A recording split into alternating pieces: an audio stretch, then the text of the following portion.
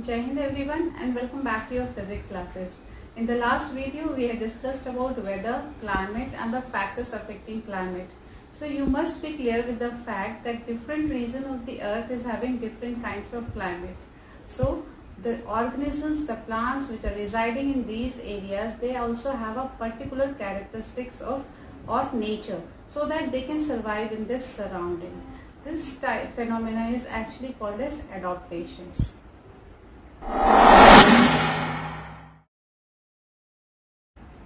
So we can say that the development of certain characteristics or certain habits in particular organism so that it can survive in its environment is termed as adaptation.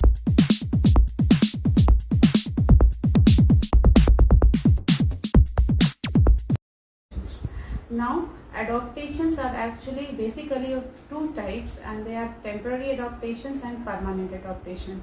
So let's start with temporary adaptations first.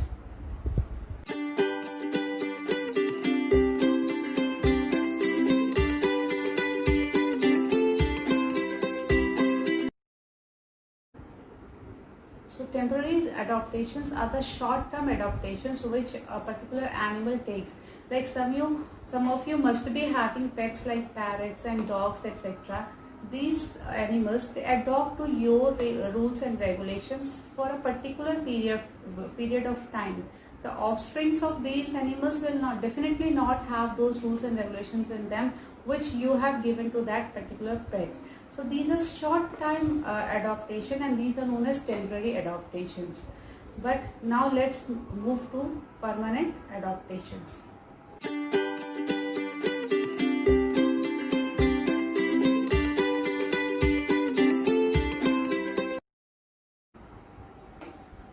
Permanent adaptations, as you know, are actually the adaptations which are developed over years and years in a particular organism and can be transferred from the parent to its offspring. Like the paw of a camel is a wider one, and the offspring of camel will also have a wider paw. So this type of characters is actually determined by the genes of the camel. So it is being inherited from the parent to the offspring. So this adaptation has become a permanent in nature for all the organisms, or particularly in camel which is living in desert area. So the adaptations which are genetically based for a particular environment are said to be permanent adaptations. There are a few more examples, like you must have heard about hibernation.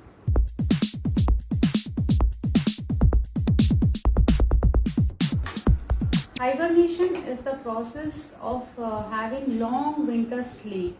These are actually done by the animals which are living in polar regions, because there the sun rises for 6 months and then sets for 6 months. So the animals residing in polar region, they go for winter sleep.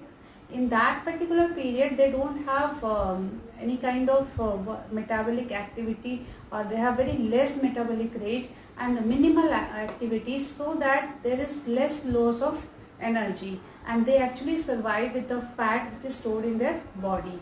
So this is what is hibernation. There is another such term called estivation.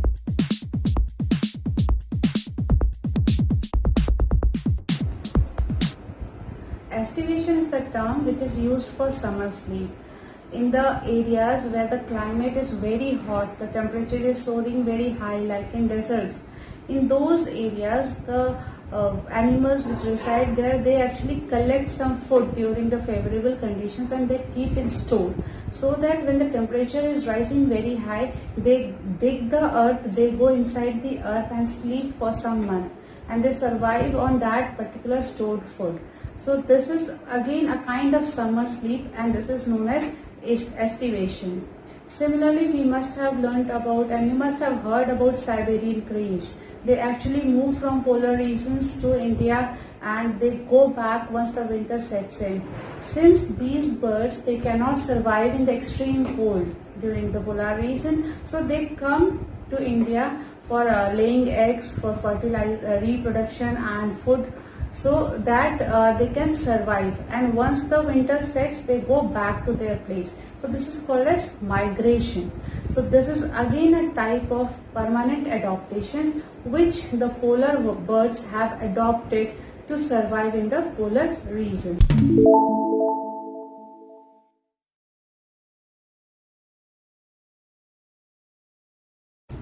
Now in this video we are going to discuss more about the adaptations which are seen in polar region animals.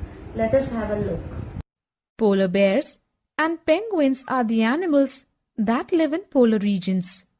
Now let us discuss about the adaptations of these animals. As we all know, the color of the snow is white and polar bears have white fur. Due to the white fur, they are not easily visible in the snowy white background. It protects them from their predators. It also helps them in catching their prey, as their prey are unable to see them.